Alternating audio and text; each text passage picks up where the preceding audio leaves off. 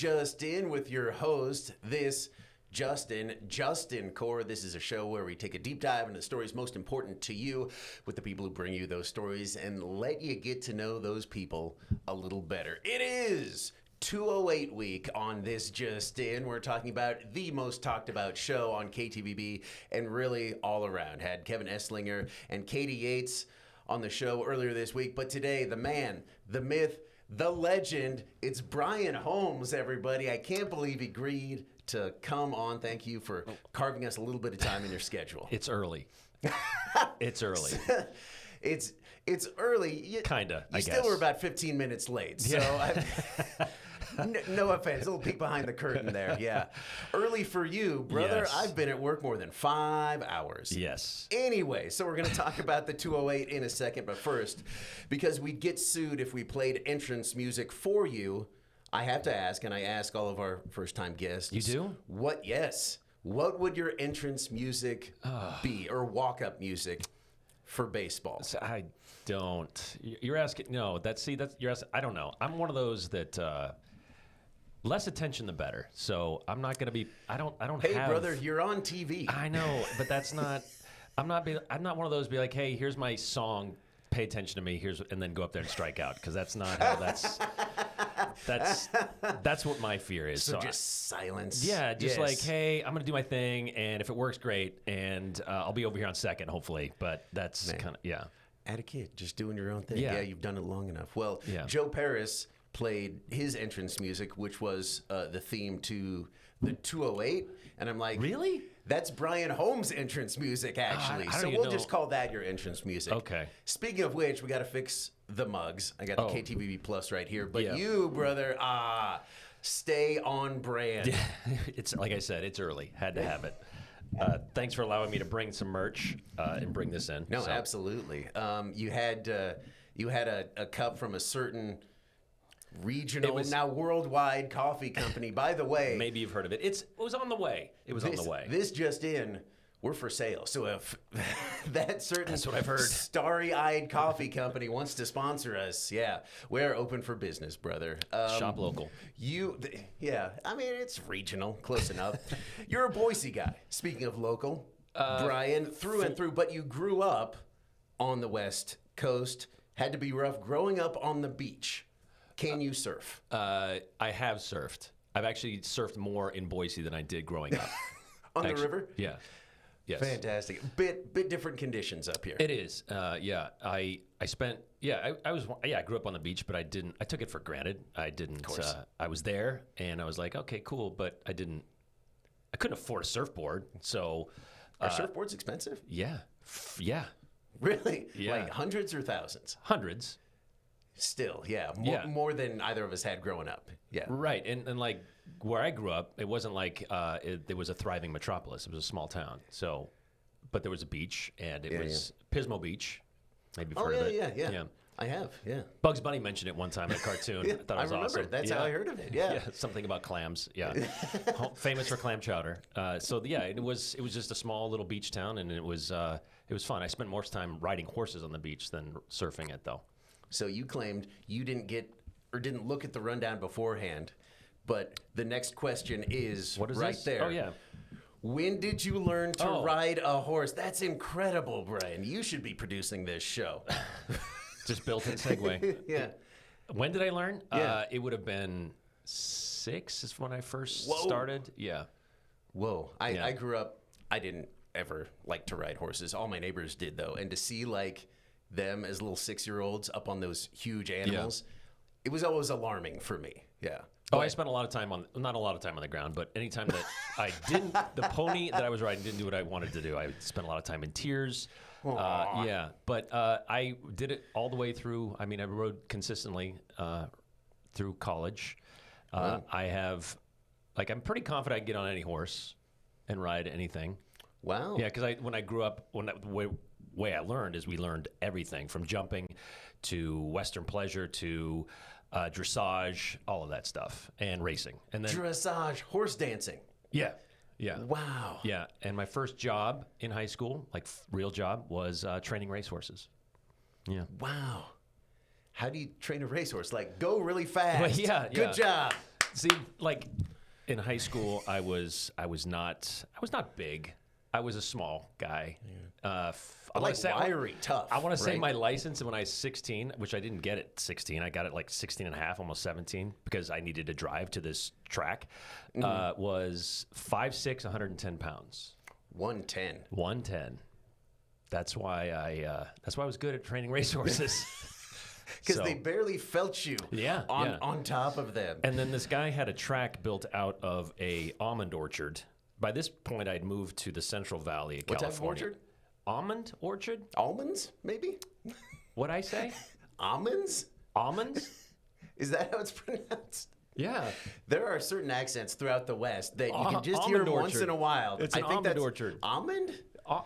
How would you say it? Almond. There's an L there, brother. Yeah. Holmes.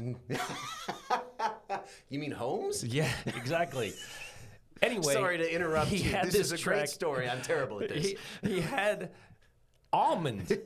Nailed it. He had a track carved out of an almond orchard, but no fence, no rail. And so when he was training, training these horses, sometimes they were pretty young, and some of them just wanted to go back to the barn. And so it was not unusual to make the turn, and then for one of them just to dart off into the trees. Oh no! And almonds trees are not very tall. And so I spent a few times had to lay flat on my back and avoid getting a branch across the face. So, woof. Yeah. Alrighty. Yeah. So as much fun as that sounds, I guess you were like, news, got to be easier than this. When did you fall in love with news or want to do news? Oh, see, I don't. It's a slow. Or did you just fall into it? It's a kind of that. I mean, I wanted to be Vin Scully, actually.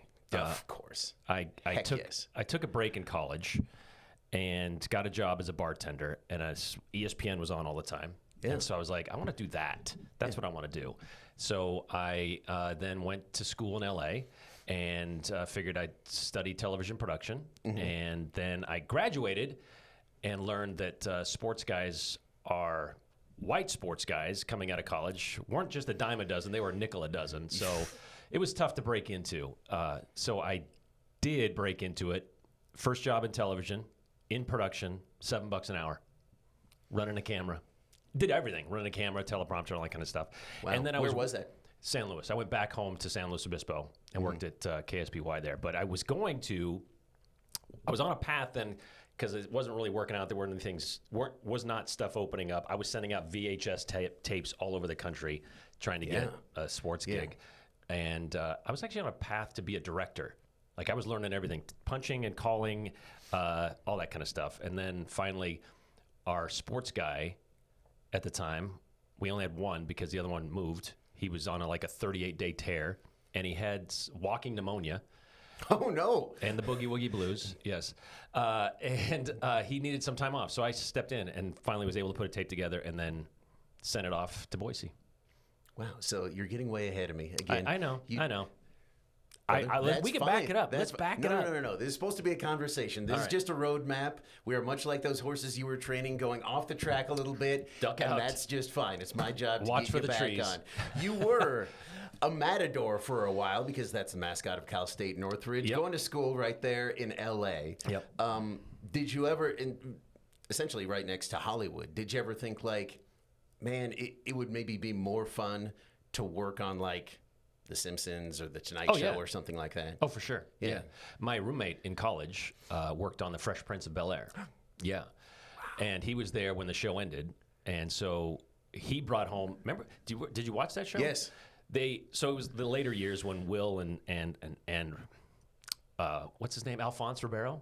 Yes. Yeah, I can't remember the character's name. Anyway. Carlton, there it is.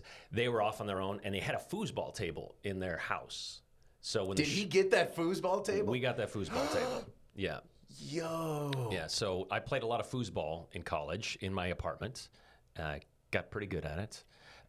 So, yeah, and that was my introduction to Hollywood life. He worked for a production company, post-production also, and he would deliver film at the time to studios or pick them up and then take them to his production. And I filled in once in a while, and it was a place that made trailers. Mm-hmm. And do you remember the guy who did the voices? Yes. Is it LaFontaine? Don LaFontaine. In a world. Yeah. He would show up once. He just rolled up in a limo. No way. Walked into an audio booth, did his stuff, and was like, "I'll see you guys later." And I was like, "Yeah, cool. That guy." And he's short, just walks out. Yeah. Anyway, and it's crazy. I've seen videos of him. He literally shows up in a limo, like did the voiceover, works for like 5 minutes, makes thousands upon thousands of dollars, pieces out in a limo again. Yeah. So he would get like first cuts, raw cuts of these movies. Whoa. And then he'd sometimes bring it home. Like I saw Pulp Fiction in my apartment before it came out. Wow. Okay. Yeah. So that on was VHS. that was before it was critically acclaimed. Yeah. Were you like, man, this is weird. It's all out of order and stuff, or did you know immediately like no, this is going to be a immediately. classic? It was interesting. It was well done, and just the scenes were amazing. So it was fun. Very and so good. I kind of thought, maybe that's what I want to do. But now I thought, no, I'm going to try to do this sports thing. Yeah. And boy, if anybody doesn't know, breaking into news, tough. Breaking into Hollywood, darn near impossible. Yeah. So you said you sent your tape around. Yep. And it was KTVB Boise that was like, you're our guy. Actually, it wasn't. Oh, never mind. There was a station here back in the day. When Fox first started broadcasting locally here, they had a station on Channel 12, Fox 12. Fox 12 KTRV. News at 9. It's about time. It's Yeah. with Rottweiler, right? No. No, that was after. Never mind. I don't know what. Continue talking. That may be a fever dream of mine. Wow. I've been here too long as well. That's a dog. That was before they had news. My bad. Yes, Please true. continue. So they started up news. I sent a tape with I had 2 stories and some anchoring stuff, and there was a woman by the name of Jill Rickett who worked at Channel 6 here, who then worked at KSBY, who said, who told the Channel 12 people, you should take a look at this guy, and they just hired me out based on my tape and not coming out here. So they just, on a whim. Saw the tape? Yep. Wow. Drove out here, sight unseen, never been to Idaho. What'd you think of it? Well, It was different. Had to be different. I was expecting to roll into Bonanza, and then I rolled into Nampa, and I was like, oh, okay. And it had snowed the night before, so it didn't put on its best face. Yeah. And right. I was like, wow, this is not what I was expecting at all. Yeah. But stuck around, fell in love with it. Yep. Yeah. Yep. What do you think it was? What I think what was? That you fell in love with this place, this area? Oh, I got married and had a kid, so. Speaking of which, again, That's- you could have written this. I should have saved the hour that I put this together. Your soulmate, your delightful wife, Andrea, was on last week. You met her here at KTVB when you eventually sort of found your way here. According to you and the bio that I found online, 5 kids, some cats, dogs, very little spare time. Talk about meeting Andrea. 4 kids, not 5. Oh, it's not 5 total? No, just 4.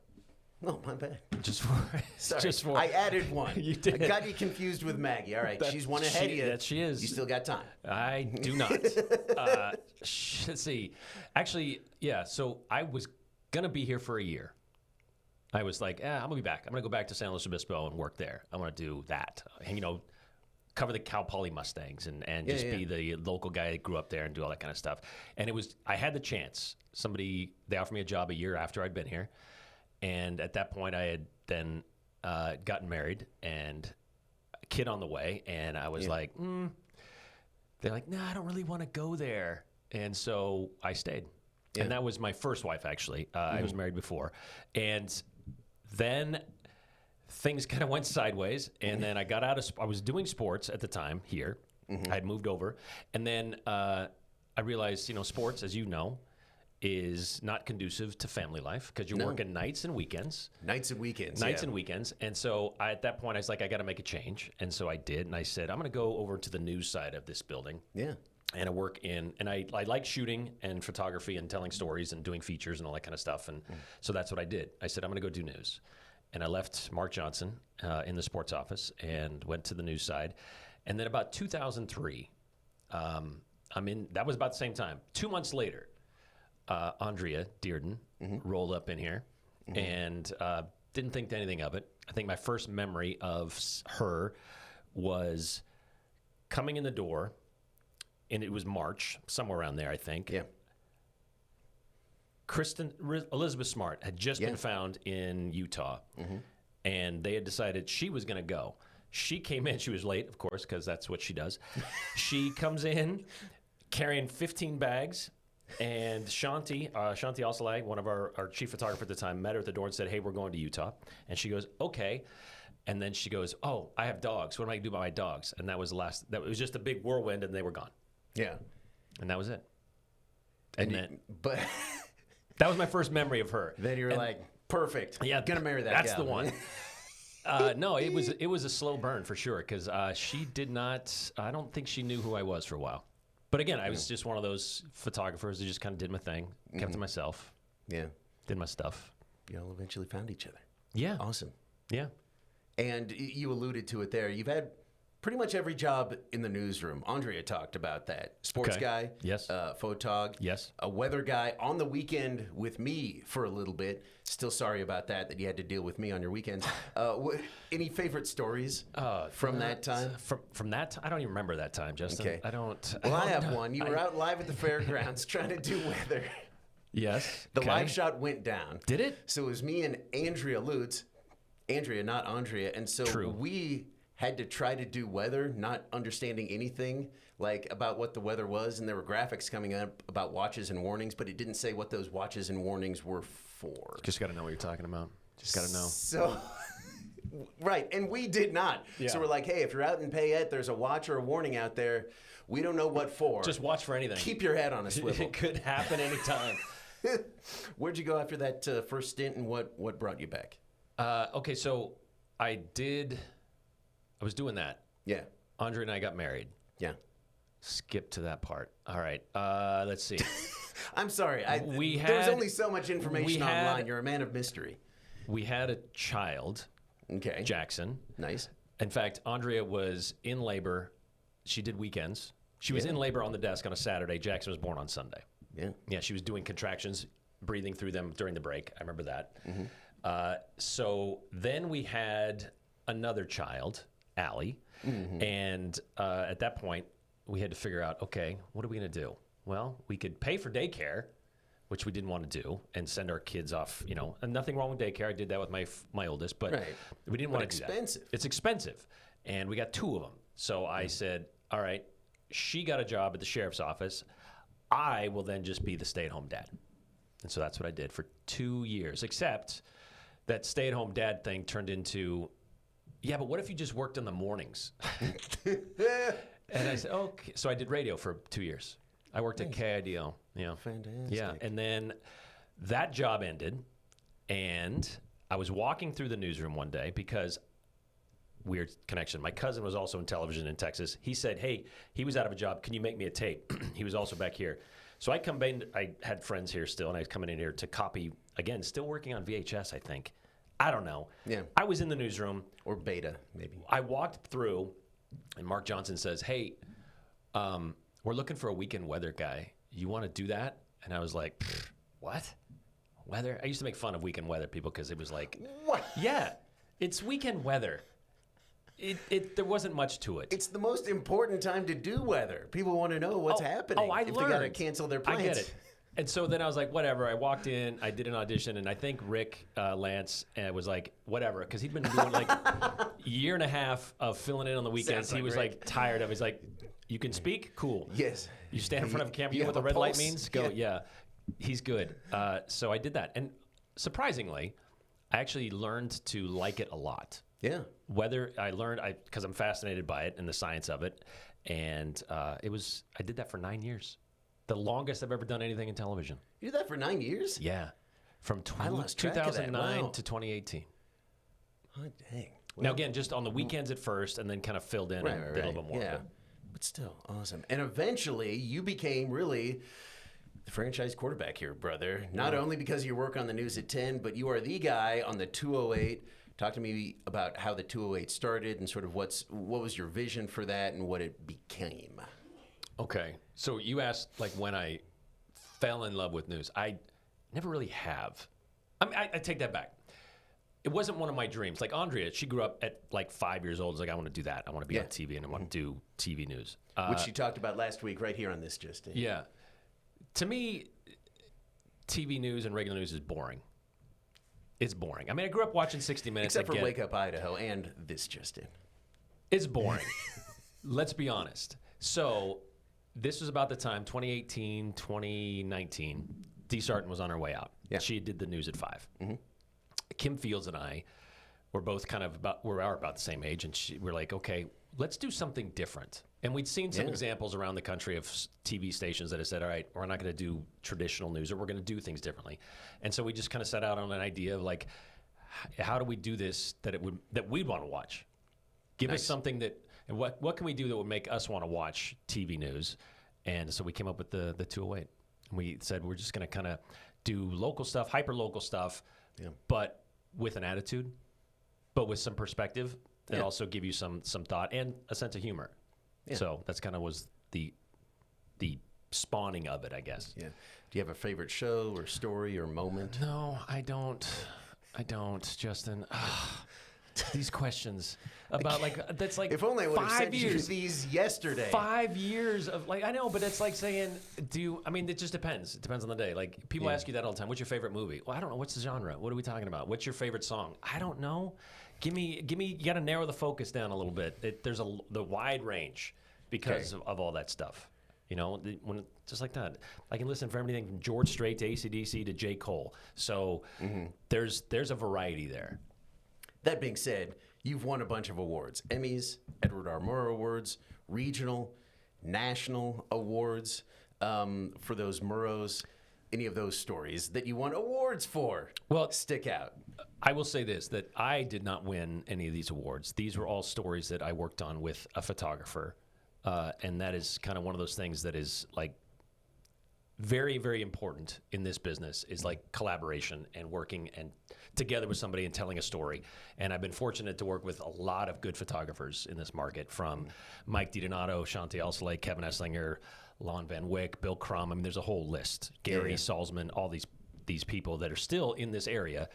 But those are some things that we've done. I mean, from the first one, when I didn't know what I was doing, Kevin Esslinger took me under his wing, and we went up to Riggins, Idaho, and we did a story on.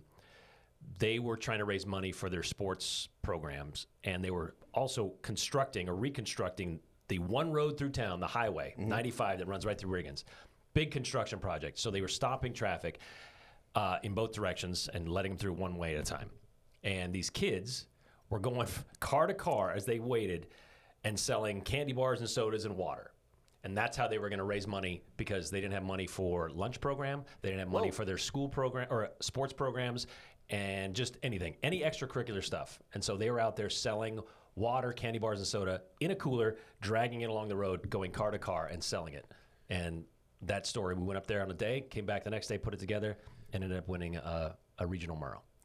Yeah, fantastic. That was the first time. But that was working with somebody like Kevin, who's been in there, goes, you know what, this is the story. It's these kids. It's not talking to the people at the district and why is their money, why are they not getting their money? It's just about hyper-focus on what they're doing to solve a problem. Yeah, because I've said this before, and sometimes I don't necessarily get there with my stories, but you're right. Kevin is always looking for this. Every story is about people. Yep. And so you got to find those people and then get them to tell you their story and then get that story to the viewers. And it sounds relatively simple, certainly simple to say, right? But being able to find sort of the human element in all of these issues can sometimes be pretty tough. Yeah, I mean, that's kind of the stuff we deal with on a regular basis at the State House, because they're putting out these laws that are, nobody understands because the wording is, legalese and stuff like that. But you have to find the people that are going to be affected by it. And sometimes they do more harm than good, and you figure out, okay, who do we talk to that's going to help us explain why that is? Yeah. Like, who's this harming? Who's this helping? Mm-hmm. And you get a lot of texts into the 208. Yeah, that was kind of the premise of the show. We wanted it to be a conversation. Mm-hmm. And a conversation is obviously more than just one way. So we wanted people to be able to contribute and talk about the stuff that we talked about during that show or for something else later on or whatever. And then we thought, let's share them, because that would be like, hey, here's what so-and-so has to say about whatever we talked about today. Yeah. And we share them at the end of the show. Yeah. Do you have some favorites, or rather most memorable And you can share hate mail if you want. Yeah, especially for the first going. I mean, there were. Let me see. I think I did grab a couple. I keep a couple on my phone as just a reminder. Just read them every once in a while and be like, just for fun. Just for fun to let you know that, hey, this is what your life is. Can we cuss on this show? Because these are some of the text messages. Because I edit it, and I don't want to have to edit that out. Use the darn or heck. It would get something like this. Your low-rent anchor should get on board with Dictator and permanently reside in California. He definitely fits the mold. Smug little weasel. That's one. Short, but not sweet. Yeah.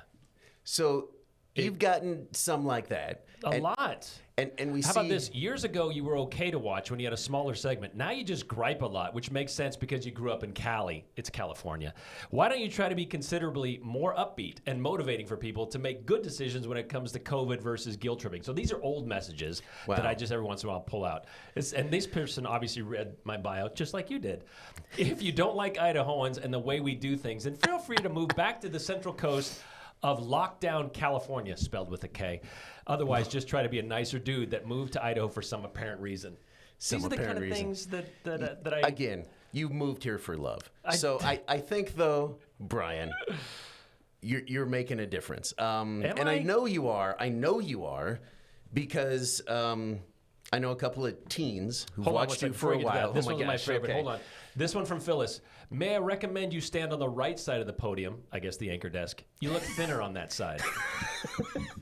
Those are the kind of things. That's just good, clean fun right there. All right, so a couple of teens who are huge fans of you and the 208 sent along these messages. We don't have a monitor in here, but we're going to pull those up right now. We should put them up right here. We should. Bobby wrote, quote, "For as long as I remember, our family has watched KTVB. I even dressed up as an anchor one year for Halloween." That picture is there. You and the 208 have been one of the biggest sources of hope for me over the years. Sometimes I'm afraid that Idaho does not want trans people like me, but the stories you highlight and the way you respond to comments so calmly let me know that I belong in Idaho. Hate does not. I believe in the institution of journalism, of truth and justice. I owe a lot of that belief in you.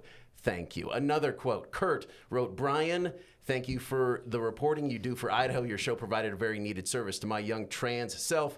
Showed me there are real people that care about the issues that affect me. I'm 19 now, and my family is moving out of Idaho soon. I'm sad to leave, but happy that people like you will continue advocating for others and minimizing misinformation and hate." That's nice. That's good. Yeah. I know you don't take compliments well. Neither do I.